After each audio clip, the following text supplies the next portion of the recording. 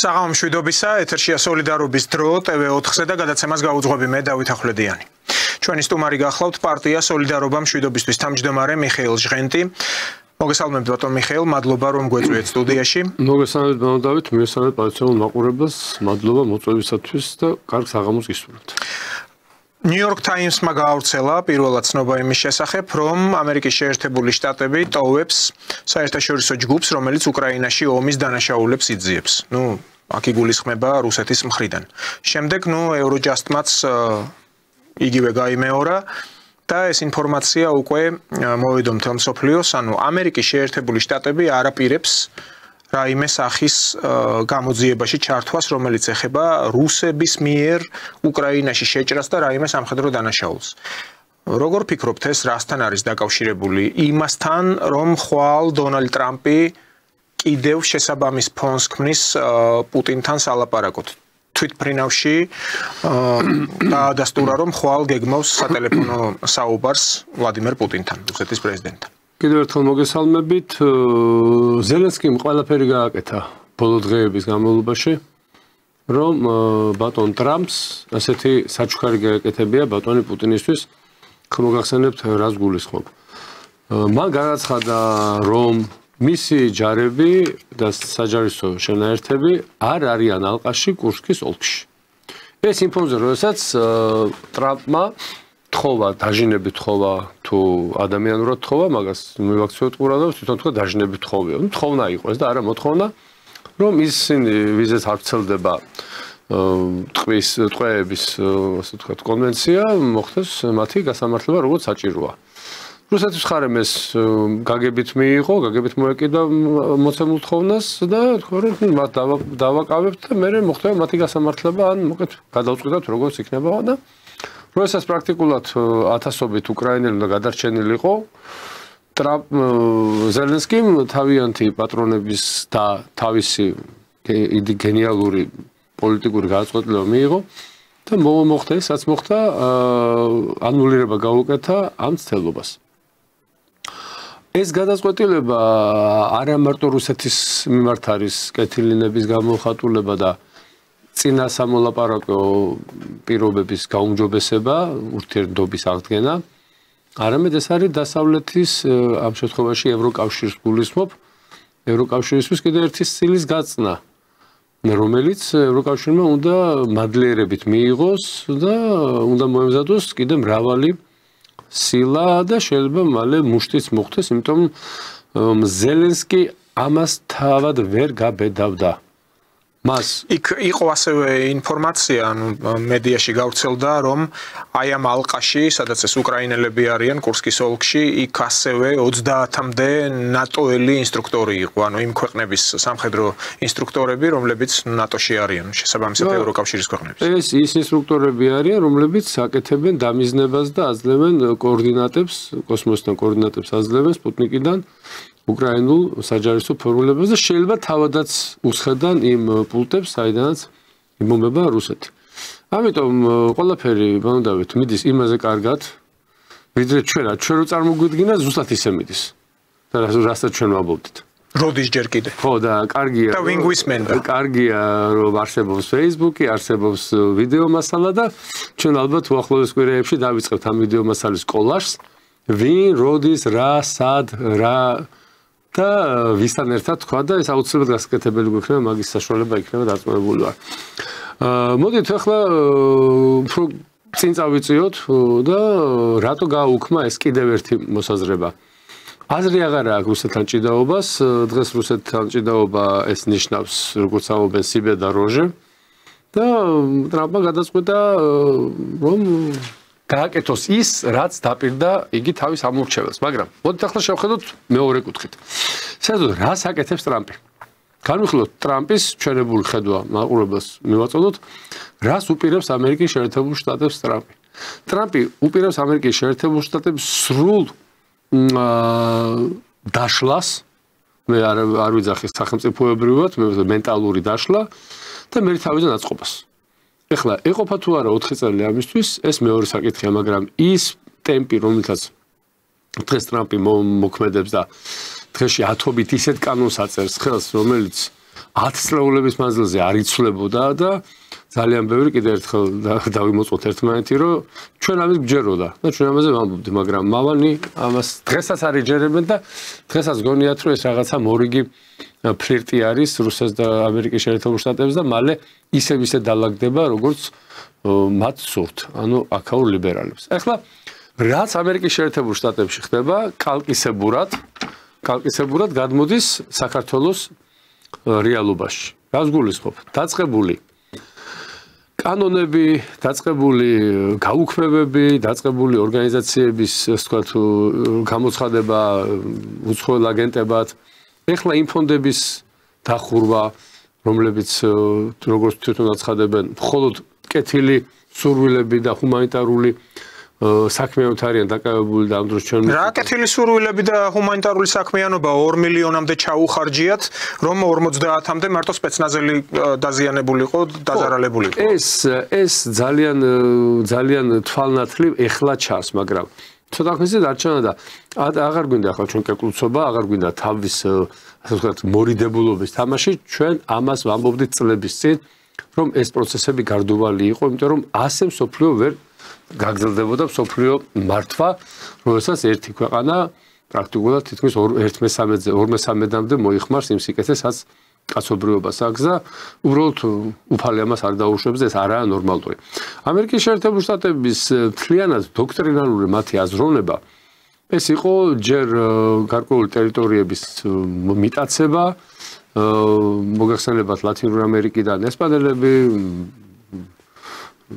სხვა წარმომადგენლები, რომელსაც კოლონიები ჰქონდათ პორტუგალია. კი, კონფისკადორები და ასე შემდეგ. ესენი დაიწყეს მათი გამოძევება და პირველი რაც გააკეთეს ეს იყო მონროს დოქტრინა. 1823-24 წელია მონროს დოქტრინა, რომელიც გულისხმობდა მოგახსენებათ თავდაცვას აი ამ გაფართოვებისგან, რომ ის ტერიტორიები, რომელიც უკვე მათ გადაიბარეს სხვა მანქანებით, შემდეგ ყოფილიყო მათ განკარგულებაში და ყოფილიყო მათი საძარცვავი. მოდით პირდაპირ დავარქოთ ყველაფერს თავის სახელი და ეს ძარცვა კაი ხანი გაგრძელდა. გაგრძელდა ძარცვა და შემდგომში იყო ტრუმენის დოქტრინა. ეს უკვე ცივი ომის დასაწყისი გამოცხადა და ამხანაგმა ტრუმენმა გააკეთა მეორე დოქტრინა, რომლის თავარი დედააზრი იყო წითელი გავრცელების შეკავება და მათ შორის მთელი მაშინდელი საბჭოეთის ქალაქების დაბომბვა. ორ ეტაპად იყო, უფრო ადრეული იყო. 20-მდე ქალაქის შემდეგ გაზარდეს, ვიდრე 40-ზე მეტი ქალაქი უნდა დაბომბվოს. 17-მდე მახსოვდა და სამწუხაროდ თბილისიც იყო. ანუ ქართველები უნდა ამოვეხოცეთ მაშინ. ხო, ახლა მოდი შევხედოთ როგორი იყო ცივი ომის, ჩვენ თუ ეს არ გავიარეთ კიდევ ერთხელ და შევახსენეთ ერთმანეთს და მაყურებელს. ჩვენ კი ვიცით, მაგრამ ამ ახალგაზრდობამ არ იცის ეს არის უბედური. მოდით შევთავაზოთ ამ ახალგაზრდობას უახლოვეს პერიოდში მაპატიეთ, მაგრამ არაფერი არ ეშველება. მე ამას ვამბობ 1 წელი, 2 წელი, მაგრამ როდესაც აი ეს საგანმანათლებლო სისტემა დაინგრევა, ამის რეფორმირება შეუძლებელია. იმიტომ რომ ფუნდამენტი იმდენი ხანი იყო, მაშინ რა ქვია, წუმპეში, რომ ეს ფუნდამენტი დამპალია და ჩამოშლილია. პრაქტიკულად ერთი თითის მირწყვეობდეს განათლების სისტემა ჩამოიშლება. ამიტომ როგორც კი ახალი განათლების სისტემა იქნება, ჩვენი ახალგაზრდებიც აეწყობიან იმ რეალობაზე, რა რეალობაც უნდა იყოს. ის კი არა რომ მე მომწონს თქვენ მოგწონთ საბჭოური პერიოდი, არა. ის რეალობა არ შეიძლება ადამიანმა საფუძველი მოშალო ის ღირებულებები, რომელიც ქრისტიანულ ქვეყანას აქვს და ქვეყანას, რომელიც პრეტენზიას აცხადებს ჰუმანიზმზე, მათ შორის დემოკრატიულ ურთიერთობებზე, მათ შორის სოციალურ თანასწორობაზე, შეუძლებელი ესეთი განათლების სისტემა ქონდეს, რომელმაც ჩვენ უწიგნური წარაკითხვის უცოდინარი ახალგაზრდობა მოგვცა. და ეს აუცილებლად მოხდება. ახლა რატო ვამბობ ახალგაზრდები, რატო ვთქვი? ცივი ომის დროს თქვენ კარგად მოგახსენებათ, რომ დასავლეთის უმაღლეს სასწავლებლებში, სკოლებში ნომერ პირველი მტერი ვინ იყო დასავლელი ახალგაზრდისთვის? ვინ იყო?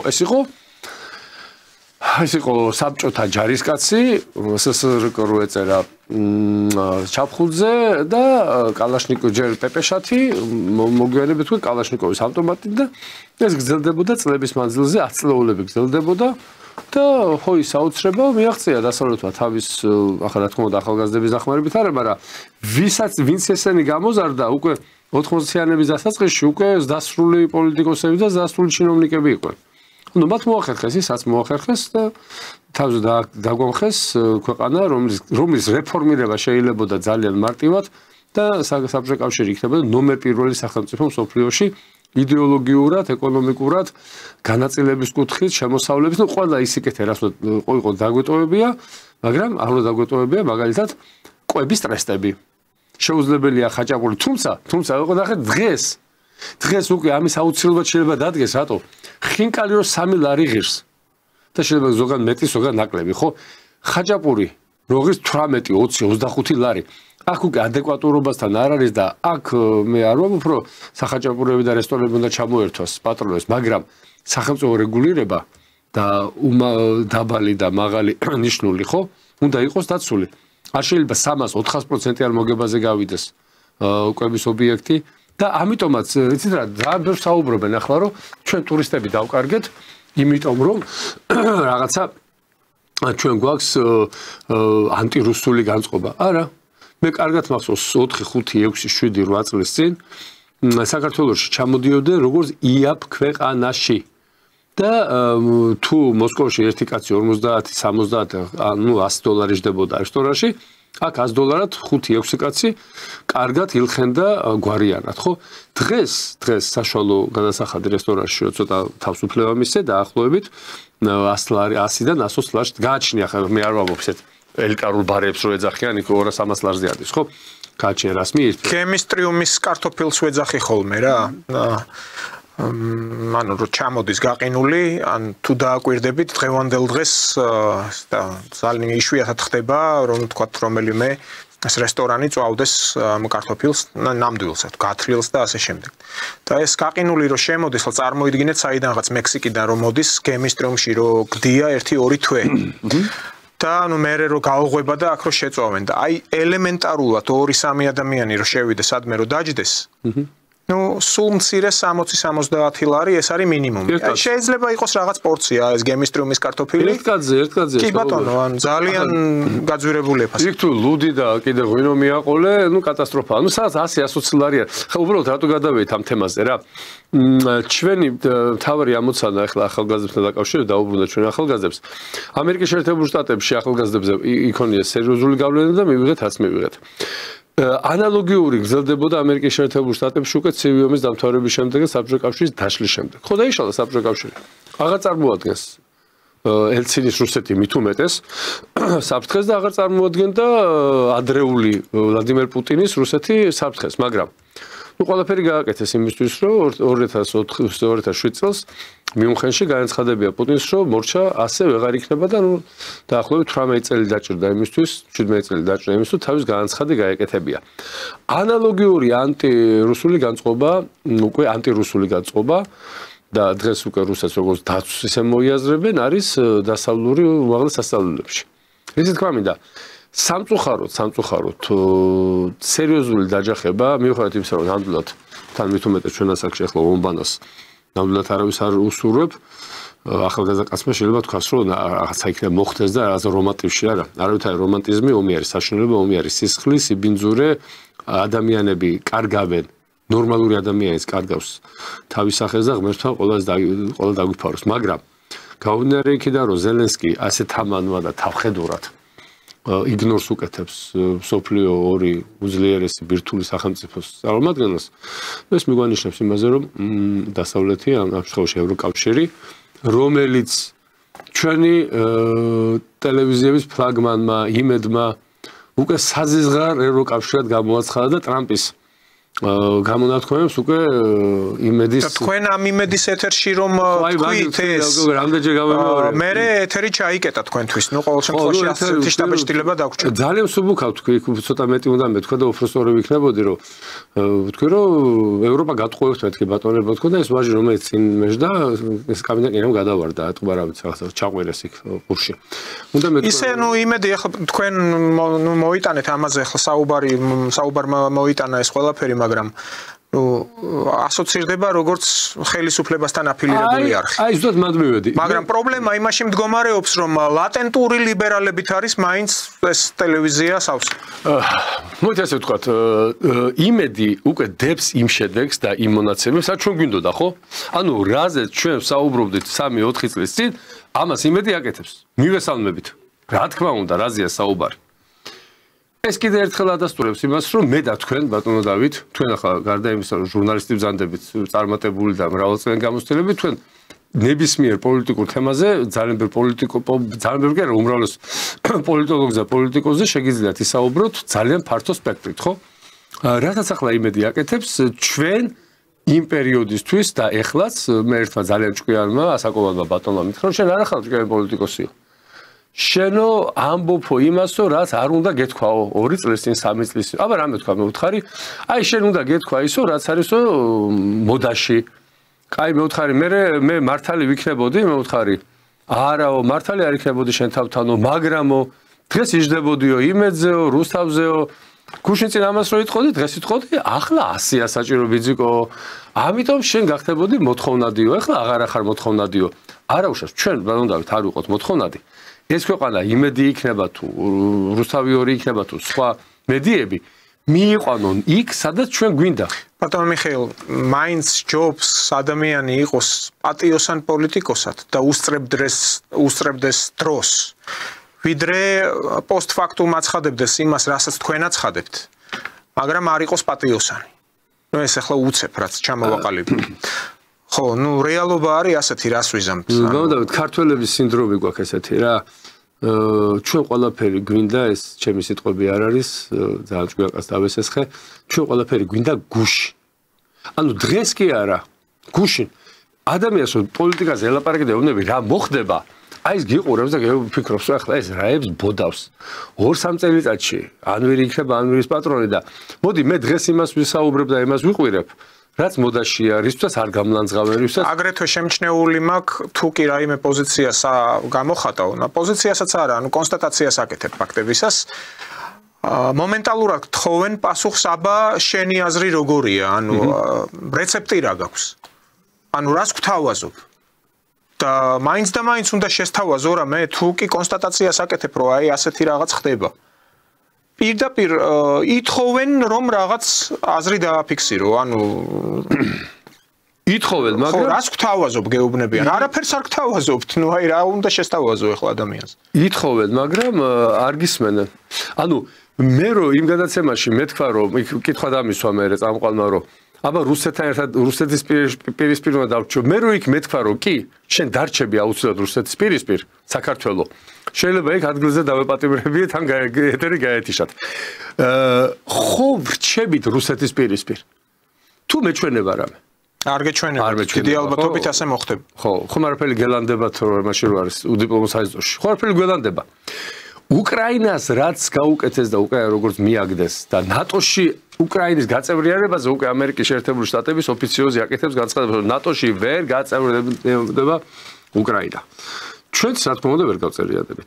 ევროკავშირზე რა თქმა უნდა სისულელია საუბარი, ევროკავშირი თვითონ დაიშლება უახლოეს რამდენიმე წელიწადში და ჩვენ ისევ აღმოჩნდებით ისეთი პოლიტიკოსები და ჟურნალისტები, რომლებმაც დროს გავასწარით და არ ვიქნებით მოდაში. მაგრამ ახლა მოდაში შემოვა ის ხალხი, რომელიც გეტყვის რომ დათო, იცი რა, ახლა მე ბებია მყავდა რუსი, მე ბაბუა მყავდა რუსი, მე ისეთი რუსული ვიცი, დოსტოევსკის მოგიყვებიან და პუშკინს გაგიგესავენ. 2008 წელს გამოჩნდა ბატონო მიხეილ ეს ფაქტები ნაცმოძრაობის გაქანებული აქტივისტები ვინც იყვნენ და აფილირებული ბიზნესმენები, მათი ეგრეთ წოდებული კრიშა, მფარველობა რო ქონდათ, ისინი ახლა გვარებს მაინც არ დავასახელებ, იმიტომ რომ ახლა ესეთი მტკიცებულება ხელში არ მიჭირავს, მაგრამ რაც ქალაქში დადის ხმები პირდაპირ ის რუსი ჯარისკაცები გამყოფ ზოლთან რო ჩადგნენ უკვე ბოლოს. კადრებიც ხო არის, ხო? ავტომატებით რო დგანან და ტყვიამფრქვევები და არ გადმოხვიდეთ რო.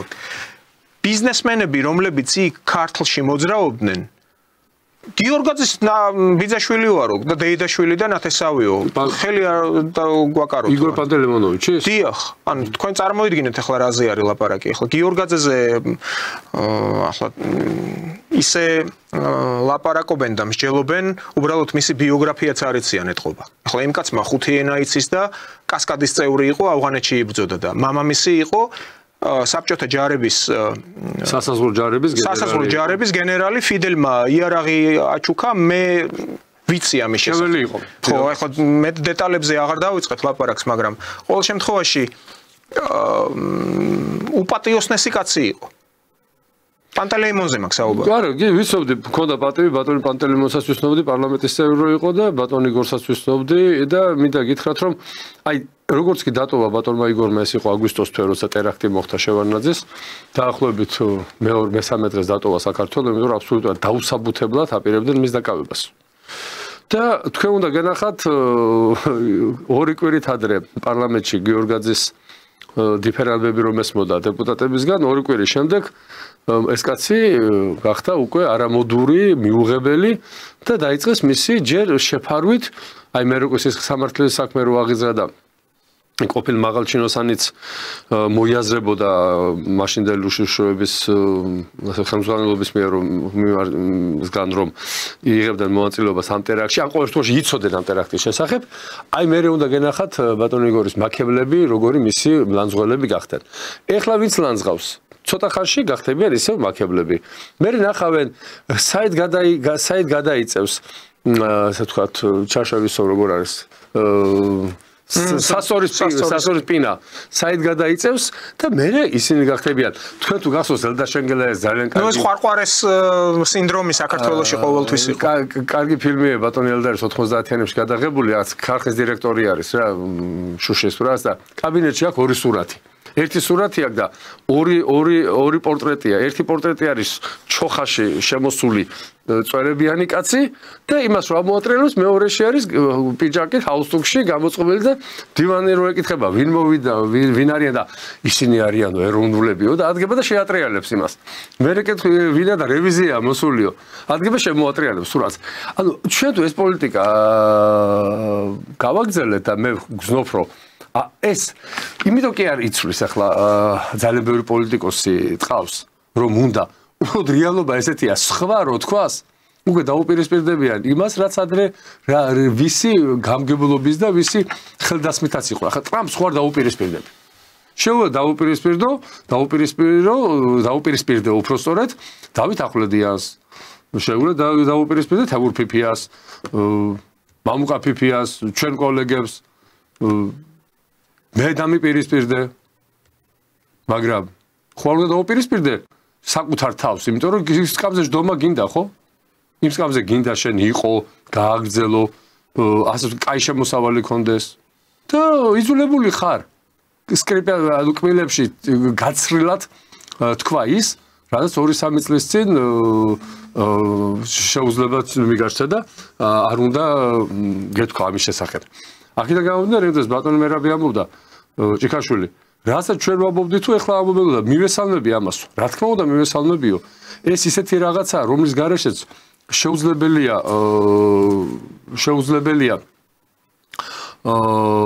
პოლიტიკის კეთება მაგრამ იცი რა ხალხი რომელსაც შეუძლია რაღაცა განჭრიტოს ეხლა კილიგზაზე არის საუბარი ხო ალბათ დაუბრუნდებით მაგ თემასაც ძალიან საინტერესო მომენტი არის საფხაზეთის ხაზი საფხაზეთის ხაზი მოდით ესე ვთქვათ რა კიდევ ერთხელ მივესალმოთ იგივე იმედის ახლანდელ განწყობას იგივე ხელისუფლების ძალიან მკვეთრ რა ნაბიჯებსაც დგავს ხელისუფლება ესა ბოდიში ტრამპის ადმინისტრაცია იმ ნაბიჯებს დგავს საქართველოს ხელისუფლება ანუ ჩვენ ეხლა ხომ ხედავთ რომ ვინ იყო ჩვენი მუხრუჭი ანუ ვინ იყო ამ 32 წლის განმავლობაში ჩვენი ბრძანებელი და ვის ქვეშ იყო საქართველო მე მგონი ნათელია ხო აქედან გამომდინარე კიდევ ერთხელ მივესალმოთ საქართველოს ხელისუფლების ბევრ გადაწყვეტილებას კიდევ ამბობ მე მოუწოდებ პარტიის სახელითაც ჩემისა უფრო გამკაცრდეს ის კანონები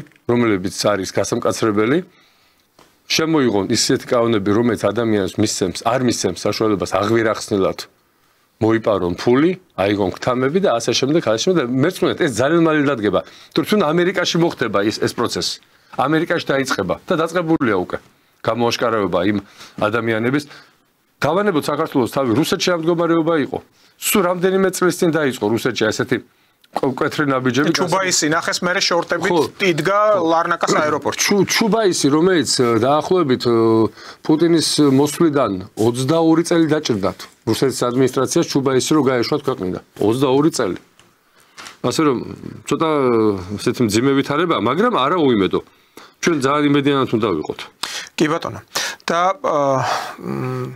ვიცი ტრამპის გადაწყვეტილების შესახებ, იხურება ამერიკის შეერთებულ შტატებში რადიო თავისუფლების მაუწყებლობა, ასევე ამერიკის ხმის მაუწყებლობა და ამის გამო შეშფოთებას გამოხატავენ ბრიუსელში, ევროკავშირში. ეს იყო დემოკრატიის შუქურა ამბობენ ამ რადიოსადგურების მაუწყებლობაზე და ჩვენ გვახსოვს სხვათა შორის, როდესაც მოვიდა ბაიდენი გახდა პრეზიდენტი ან ტრამპის შემდეგ, როგორ უმალ და უხეში მეთოდებით ჩანაცვლდა ქართული რედაქციის სტაფი ეგრეთ წოდებული. ანუ ხელმძღვანელობა. ხომ გახსოვთ ბატონო მიხეილ თქვენ ეს ფაქტი? და რამხელა გამოხმაურება იყო. დაინიშნა ამ ქართულ რედაქციაში სააკაშვილის დროინდელი ჯიბის რუსთავი 2-ის ერთ-ერთი წამყვანი, რომელსაც საერთოდ სამეთყველო აპარატიც გაუმართავი ქონდა, ანუ ქალბატონია გვარს და სახელს არ დავასახელებ, მაგრამ მახსოვს ხელმძღვანელად, რომელიც აგრეთვე სააკაშვილის დროინდელ საგარეო საქმეთა სამინისტროს ხაზით იყო არც მეტი არც ნაკლები პირველი მდივანი საქართველოს მხრიდან შტატებში. საელჩოს გულისხმობ. და შემდეგ ის დაინიშნა ხელმძღვანელად ბაიდენის ადმინისტრაციის პირობებში. და ვინც მართლა პროფესიონალები იყვნენ.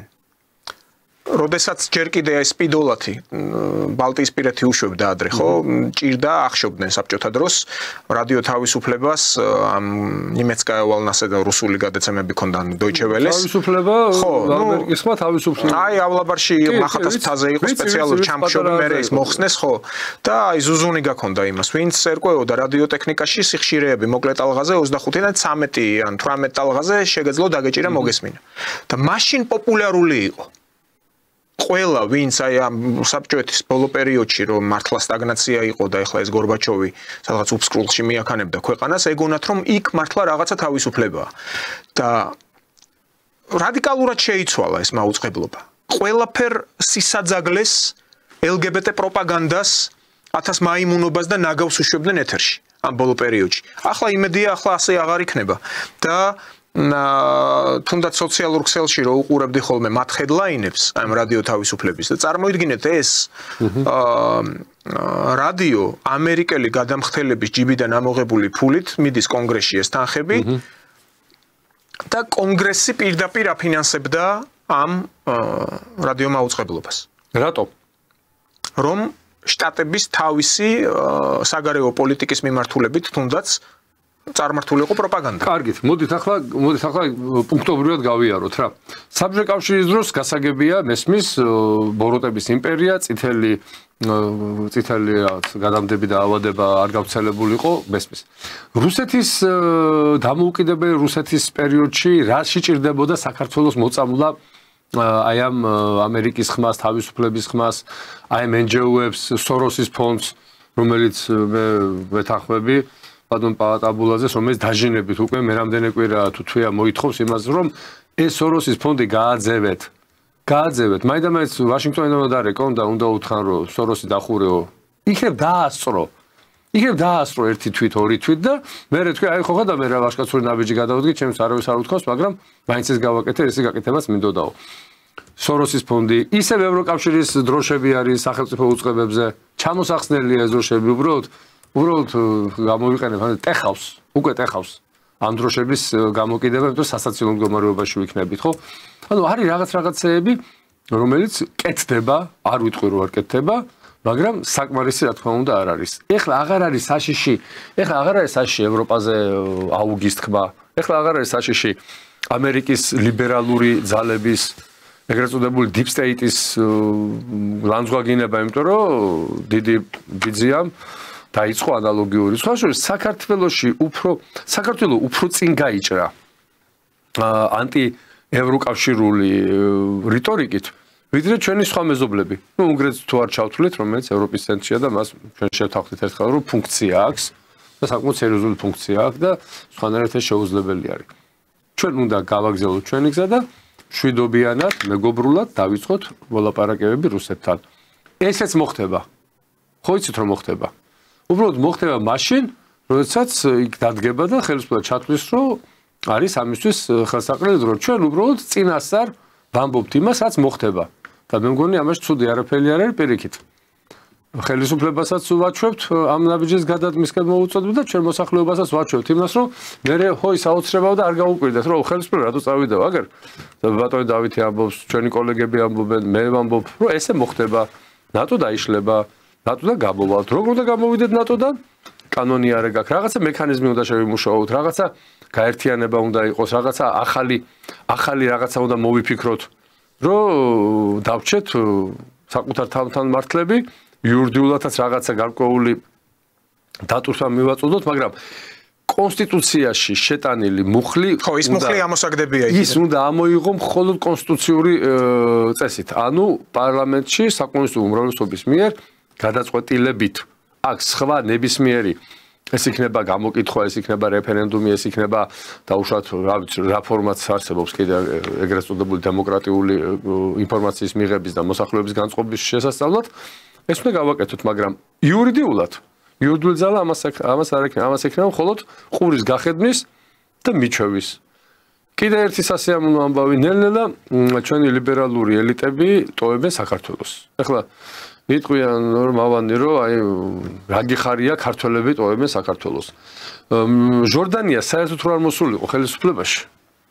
საერთოდ მისი ეს გაუნათლებელს ვერ ვიტყვი, ზოგი ციგნიერიც იყო, მაგრამ უსუსური, გამოუცდელი, ხშირ შემთხვევაში თაღლითი ხელისუფლება, რომელმაც ყველაფერი გააკეთა იმისთვის, რომ საქართველოში შემოსულ 11 არმიას ტაშით, სუფრებით და დიდი პატივისცემით დახვედრა ქართული ხალხი, როგორც განმანთავისუფლებელს. ესეთი დახვედრა 1800 წელს არ იყო. იქ არ იყო, იმიტომ რომ მაშინ ქართველებმა არ იცოდა ვისთან ქონდა საქმე, ანუ რა ძალა მოდიოდა. და საქართველოს მაშინ კომუნიკაციებიც ესეთი არ იყო, რომ სწრაფად გავრცელებულიყო ინფორმაციები და 21 წელი უკვე რადიო და ტელეამბავი არის მანქანა და ასე შემდეგ, ხო? ანუ ისე ნუვიზავთ ჩვენ, რომ ის პროცესები, რომლებიც გარდაუვალია, მე ვინმეს იყოს მოულოდნელი და ისინი ვინც ტოვებენ საქართველოს, ხო? არ დატოვებს ბევრი, ვერ დატოვებს ბევრი, მაგრამ აი ეს ჩვენ ბევრჯერ გვითქვამს, წაბრძანდით, წადით. მიხედეთ თქვენ დასავლეთს, სადაც კომფორტულად გზნობთ. ისინი კომფორტულად თავს ვერ იგზნობენ. ერთი უბრალოდ მიზეზის გამო ისინი აწყობილი იყვნენ ტრამპის, ბაიდენის, მისი წინამორბედების 30 წლიან პარადიგმაში და იყვნენ კომფორტულად. აი რომ შეეცვალა მათ, ხო მათ სხვა რამე მოთხოვეს, მას მოთხოვეს რომ უნდა ცხვირი გახვეტილი არ ქონდეს, ტუჩი გახვეტილი არ ქონდეს, 22 თმის ფერი და სილივლივე არ უნდა ქონდეს ქალს თუ კაცს თავზე. უნდა ქალს ქალი ერქვას, კაცს კაცი ერქვას. ანუ რადიკალურად შეიცვალა ის ამბავი, რაც ბოლო 10 წელი რადიკალურად მოგვახვიეს თავზე რა. ამიტომ დატოვებენ რატო ისინი დაჩებიან უმუშევრები. როდესაც ეს ფონდები გაუქმდება, როდესაც ეს ფონდები აღარ იფუნქციონირებს. თუ კაი ადამიანებო, თუ შენ პატიოსად იქცევი და ვიღაცა გირიცხავს თვეში 200-300 $, ხო?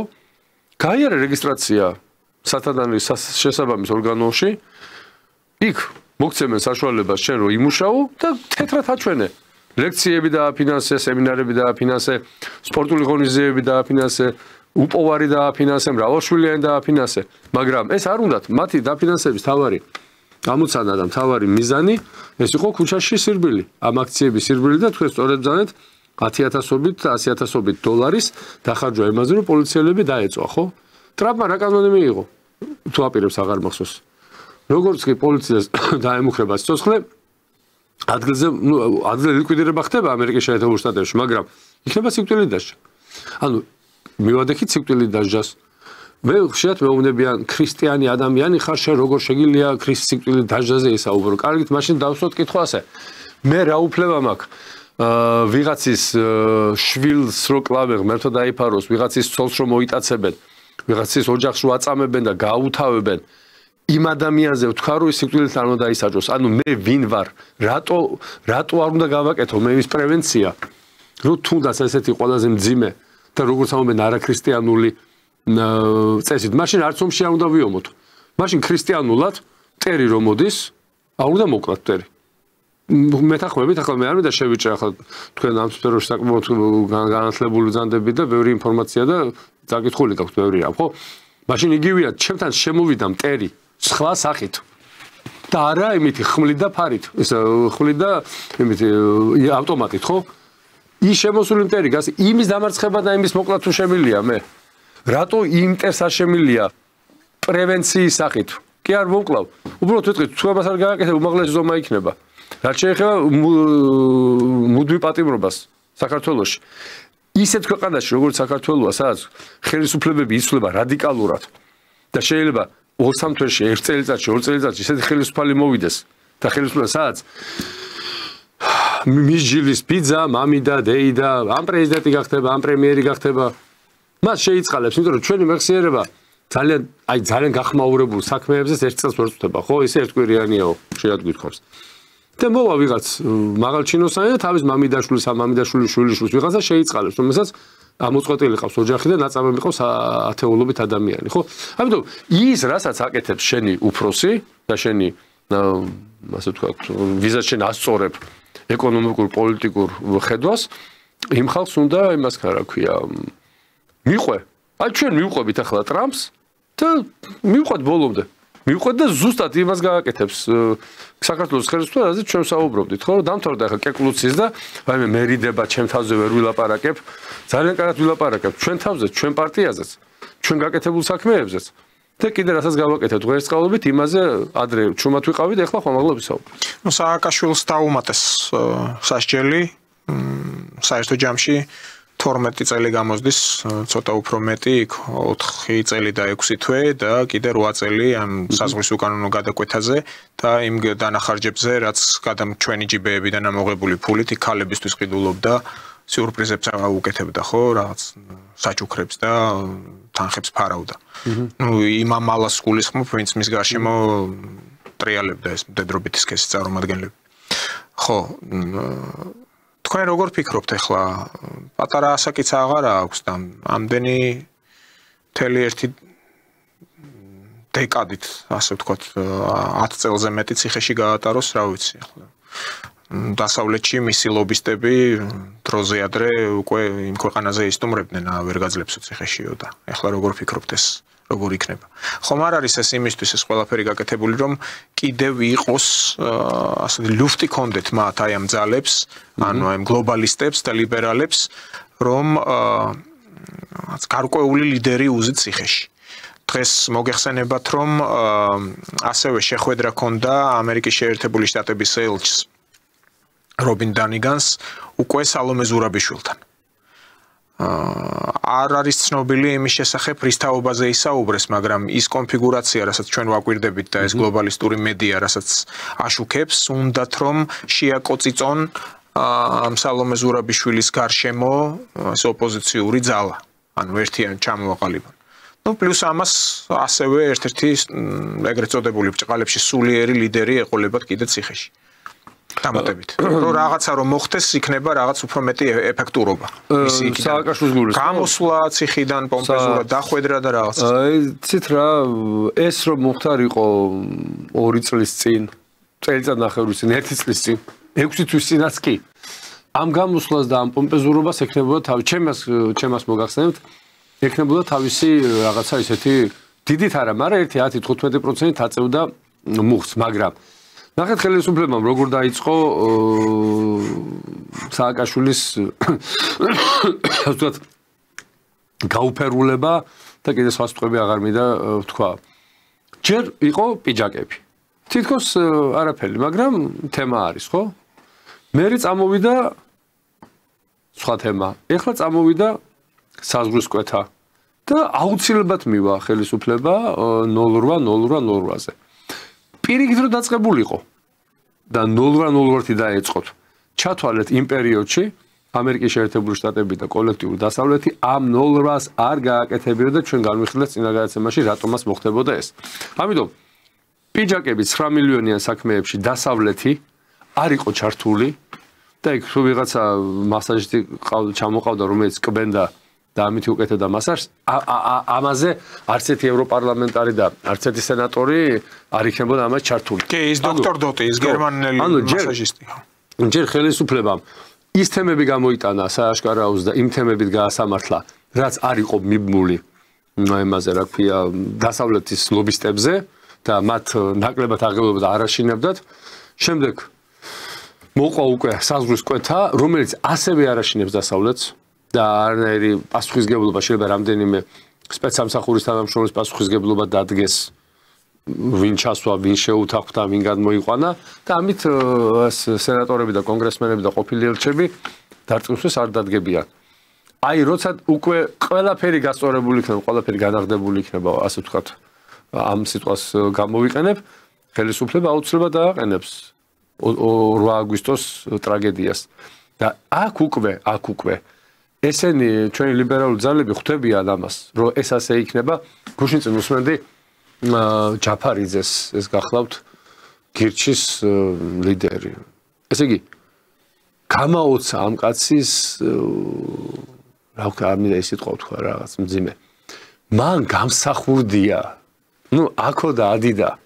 ეროვნული მოძრაობა აქო და ადიდა, ესე იგი ფიქრობდი, ეს ის ხალხი ხო არა კომკავშირში რო იყვნენ პოლიტექნიკური უნივერსიტეტის თუ მაშინ GPI ერქვა და მისი პარტნიორი და ოჯახის წევრი კოსტავას უშუალო სიტყვებით მიმართავდა. ეს ის ხალხი ხო არაა შემთხვევით. მაგრამ ნახეთ, ეხლა დაჭირდათ. ეხლა ზვიადისტები დაჭირდა და ჩვენ არასოდეს არ გვითქვამს ის, რომ ზვიადისტებს გული მოგვეკვა და შეიძლება გვეუბნებოდნენ აქ გადაცემიდან გასულის კოლეგებსაც უთქვას, რომ კი ბიჭო, რა გადაიკიდე ამ ზვიადისტებს ელექტორატს კარგავო. მე მიჩვენია ეს ელექტორატი დავკარგო, მაგრამ არ ვთქვა ის ტყუილი, რას არასოდეს არ ვემხრობოდი. პირველი დღიდან ვიყავი ამ ეროვნული მოძრაობის წინააღმდეგ. იმიტომ კი არა, ადამიანად კი არა, ვიცოდი რა მოყვებოდა. აი ეს რომ მოყვა. აი ახლა ვინმე მაგო ამაზე პასუხი და აი ეს ჯაფარიძე გამსახურდია რომ აიყვანა ცაში. აი ყურებს არ უჯერებდი მეთქი ამ კაცს მე ჩემ მეგობარს ვთხარი ერთად ვიყავით. ბრავო, მე ვთხარი, ძალიან მაგარი ყოფილა ეს კაცი, როგორ შეუძლია ასე შემოტრიალდეს. როგორც ბერბოკი იყო და 360 გრადუსით. 180 გრადუსით შემოტრიალდა ეს ბედნიერი. და რეებს ლაპარაკობს. აი ეს ყოფილა პოლიტიკა თურმე. დღეს ვარ ზვიადისტი, ხვალ ვარ მიშისტი, ზეგ ვარ ედუარდისტი, მაზეგ ვარ ანარქისტი, კომუნისტი, მე გავხდები ოცნებისტი და მე თუ რაღაცა მოხდა, ისევ დაუბრუნდები წრეზე ვითამაში და ყველა დროს ვიქნები კარგად, ყვარყვარეს იდეალური ფენომენია. აი ეს იქნება ჩვენი ლიბერალების ვინ შეძლებს და თქვენ ხო იცით რომ ეგენი რუსეთში ჩარბენასაც შეძლებენ. კი, ბევრს დაასწრებენ კიდეც. და აი ძალიან დახვეწილი რუსულით რო იცოდეთ. ჩავლენ და იტყვიან რომ ჩვენ გულში თქვენ მზეს ფიცულობდითო, ერთი სული ქონდაო. მე ძალიან ბევრი ახლობელი მყავს. ის გახსოვთ ხომ ბატონო მიხეილ ამ 2008 წლის ომის შემდეგ, აგვისტოს ომის შემდეგ მაქსიმალურად სააკაშვილი რო ცდილობდა თავის ამ ხელისუფლების რეაბილიტაციას, იქ დასავლეთმაც ხელი შეუწყო, რა თქმა უნდა, გადაწია არჩევნები, მოიკლო ერთი წელი საპრეზიდენტო რიგარე შედანიშნა.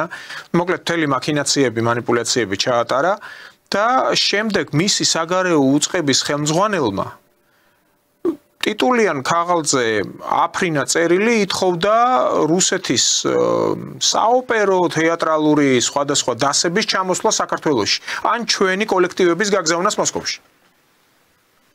წერილი იყო შვიდკოვის მიმართ, მასე, კულტურის მინისტრი იყო შვიდკოვი მაშინ.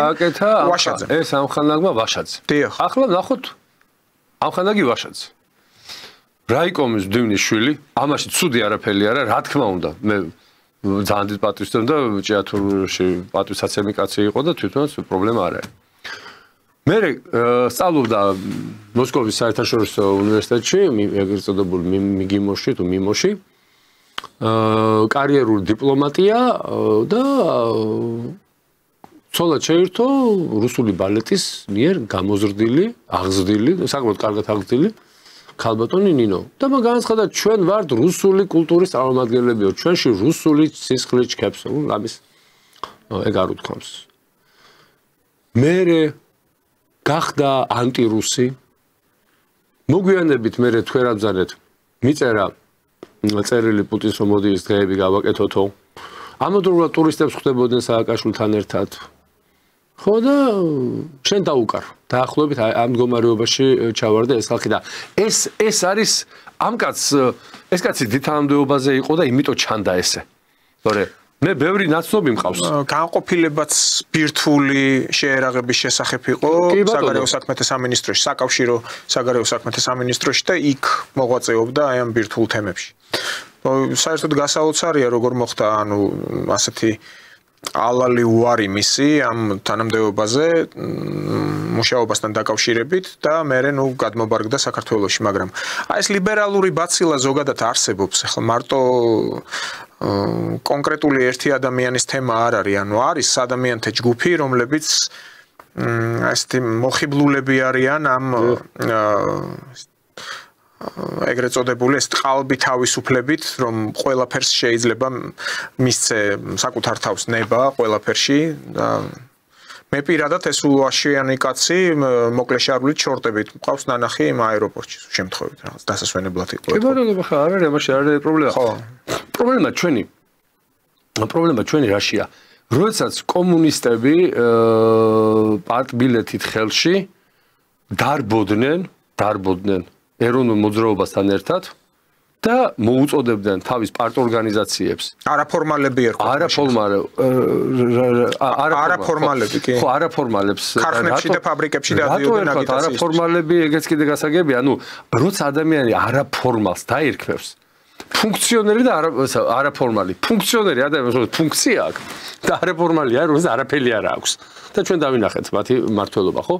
აი ეს ხალხი, ეს კომუნისტები, რომლებიც პარტიაში შედიოდნენ და მოკლედ ლენინის ბიოგრაფიებს ზეპირად სხლავდნენ, მერე გახდნენ დიდ ორგანიზაციის პარტკომები, მოუწოდებდნენ ქარხნის თანამშრომლებს, წადით და გამსახურდიას მიეცით ხმაო.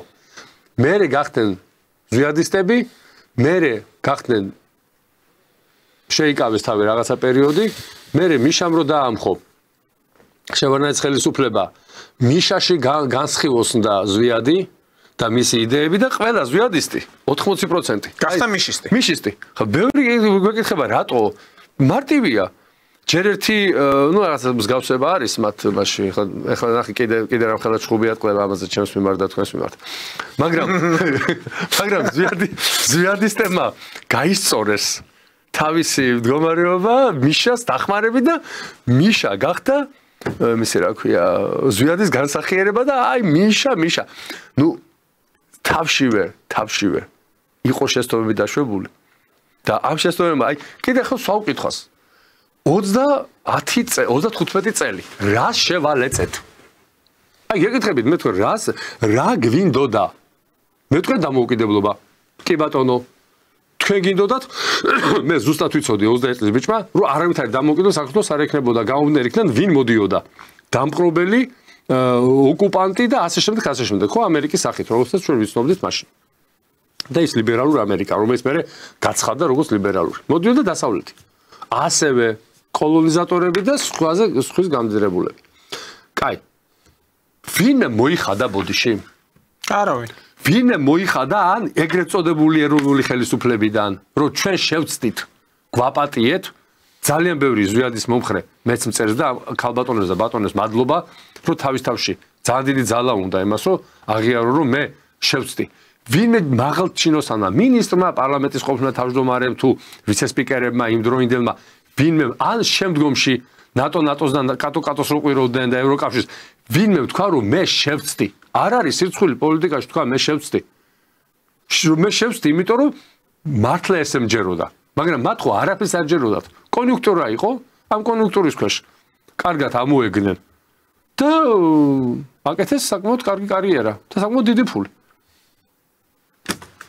კი ბატონო და პესკოვი კრემლის პრესდივანი აკეთებს განცხადებას რომ ძალიან მნიშვნელოვანი იქნება ხვალინდელი კომუნიკაცია ტრამპისა და პუტინის როგორც ჩანს კიდევ უფრო პოზიციები უფრო დაუახლოვდათ ამ საბრძოლო მოქმედებების შეჩერებასთან, გაჩერებასთან დაკავშირებით, მაგრამ ამის საპირისპიროდ ზელენსკის ოფისის ხელმძღვანელი ერმაკი ამბობს, რომ ჩვენ გავაგრძელებთ შეტევებს რუსეთის ტერიტორიაზეო. იქ კანადის ახალმა პრემიერმა მიიწვია ზელენსკი ამ J7-ის დიდი შვიდიანის სამეძე მონაწილეობაში მისაღებად, როგორც დამსწრე ალბათ და ჩანს და ფაქტია, რომ ეს ლიბერალური სამყარო, ძირითადად ევროკავშირი, ასევე კანადა ეწინააღმდეგებიან ტრამპის პოლიტიკას. მათ ცხადია, რომ არ სურთ ამ კონფლიქტის დასრულება. ვინაიდან თუ უკრები ბოლო უკრამდე არ გაწყდება, ისინი ფიქრობენ, რომ რუსეთი უკვე წამოვა მათ წინააღმდეგ. ხლა ამაზე პუტინს თავად ნათქვამი აქვს, რომ ბოდავენო ესენი დასავლეთშიო, ჩვენ არ გვამოძრავებს არანაირი მიზნები, მით უმეტეს ნატოს ქვეყნების საზღვრებში, ანუ იქ რაღაცა ფათურის თვალსაზრისით. უკრაინა არის რუსებისთვის ეგზისტენციალური თემა, თავად რუსული სახელმწიფო წარმოიქმნა კიევიდან. ანუ კიევი იყო, როგორც საქართველოს თავის დროზე ჩვენი ფუძე არის სპერიდან და ოლთისიდან და ტაო-კლარჯეთიდან დაიწყეთ გაერთიანება როგორც ერთიანმა სახელმწიფომ, თუმცა ახლა ეს ტერიტორიები მეზობელ სახელმწიფოშია, ზუსტად ასე იყო კიევსკაია რუсь, კიევ მაც გარადოფ რუსკიხ, როგორც ამბობენ, ანუ ყველა რუსული ქალაქის დედა არის კიევი, მაგრამ თავად ეს უკრები გამრავლების და ასიმილირების შემდეგ ეხლა სხვა სახელმწიფოა. და იქიდან გამომდინარეა კიდე სხვა სახელმწიფო, რომ კახელების გამოთქმის არ იყოს ვირომადლიო. დაახლოებით ესეთი რაღაც. ლენინმა დაიწყო დონბასის წმინდა რუსული ტერიტორიების მოშორება რუსეთისთვის, მიერთება იმ ძირი უკრაინისთვის, რაც ზაპოროჟიელმა კაზაკებმა, რეპინის ცნობილი სურათია, ხო? თურქეთის სულთანს წერილს რო წერენ ზაპოროჟიელი კაზაკები. ანუ მაშინ ჯერ კიდე გეტმანების დროს თავად თხოვეს ქვეშევრდომობა, იმიტომ რომ იჩაგრებოდა ეს წარმონაქმნი. სახელმწიფოც არ იყო. ანუ სამეფო სამთავროსავით ესეც წარმონაქმნი იყო. და ლენინმა დაიწყო და სტალინმა დაასრულა, გაზარდა ტერიტორიულად ეს და ნახევარი აღმოსავლეთ ევროპას მოაჭრა მიწები, მიაერთა ამ უკრაინას, აქედან ძირძველი რუსული ქალაქები მიაერთეს აღმოსავლეთის მხრიდან და ახლა მოხდა ისე, რომ რუსებს უწევთ ბრძოლა იმისთვის, რომ თავიანთი ისტორიული ტერიტორიები დაიბრუნონ. ლიბერალური სამყარო უბრალოდ სხვა შაბლონებით ხელმძღვანელობს, რომ ჩვენ გვაქვს იქ გაეროს წესდება, გაეროს წესდებაც ორაზროვანია, სხვათა შორის იქ პრეამბულაში, ანუ ერებს აქვს თვითგამორკვევის უფლება და საქმე იმაში გახლავთ, რომ აი ეს ტერიტორიები რაც აღიარა რუსეთმა თავის შემადგენლობაში. მანამდე ჯერ იმ ხელმძღვანელმა პირებმა, ვინც იყვნენ იქ, ჯერ გამოაცხადეს, ასე ვთქვათ, დამოუკიდებლობა უკრაინისგან. და მხოლოდ შემდეგ მოხდა მათი რუსეთში მიერთება. რაც მაგალითად არ მომხდარა ჩვენი ტერიტორიების მიმართ, რომლებიც ახლა კონფლიქტურ ზონებად ითვლება. მოდი დავსვათ კითხვა. უნდა თუ არა რუსეთს ომი უკრაინაში? პირველი, ერთ მორწმუნე, ერთი ჯიშის, ერთი ჯილაგის. აბსოლუტურად. ერთნაირი ჟინით მეომარინდეს უსმენდი და კაი შედარება გააკეთა ექსპერტმა. ერთი მხრიდან არისო ვლადიმერ პეტროვიჩიო, მეორე მხრიდან არის სერგეი ალექსანდროვიჩი. ანუ ეს უკრაინა და რუსია. შემთხვევაში რუსები, ეროვნულად რუსები ებრძვიან უკრაინის მხრიდან თავის რუსებს, ხო? ან და აქედან უკრაინელები ებრძვიან უნდა თუ არა რუსეთს ომი. არა. ძალიან ბევრი მიზეზის გამო არ იყო რუსეთი მზად. არანაირად ეკონომიკური სამხედრო პოტენციალი და იცით რა მდგომარეობა იყო, მერე დაიწყო ბელოუსოვის მოსვლის შემდეგ მინისტრად ძალიან დიდი წმენდები. ეკონომიკა არ იყო, სამხედრო მდგომარეობა არც ისეთი არ იყო და რუსეთი მაქსიმალურად ცდილობდა ხან მინსკის ხელშეკრულება, ხან გადაევადებია ეს სიტუაცია. უნდა თუ არა ომი? კიდევ ერთხელ ამბობ, არა, რომ სევასტოპოლი დათანხმებოდა სევასტოპოლთან დაკავშირებით უკრაინა და გაეკეთებიათ მათ 50 წლიანი საიჯარო ხელშეკრულება შავი ზღვის ფლოტისთვის, ეს ომი არ იქნებოდა. ანუ მაშინაც რუსეთია უნდა რომ ომი არ მინდა და მოხდა ისაც მოხდა. ეხლაც ვლადიმერ პუტინი აცხადებს, მე არ მინდა ევროპაში შესვლა. არანაირი აუცილებლობა არ არის დღეს ქვეყნები შედის ახალ ეკონომიკურ, პოლიტიკურ, სავაჭრო ურთიერთობებში და არანაირი აუცილებლობა არ არის შენ ავტომატი აიღო და ხალხი ხოცო. მაგრამ თუ ასე გააგრძელა დასავლეთმა, თუ ასე გააგრძელა ევროკავშირმა, მოუწევს თუ არა რუსეთს იგივე ნაბიჯის გადადგმა, რაც გადადგა დონბასში და ლუგანსკში. მე პრინციპში არც ეს არ არის გამორიცხული, გააჩნია რა დონეზე გამოიწვევა. ხო ხედავთ ზელენსკიმ საიდანაც დაიწყეთ საუბარი.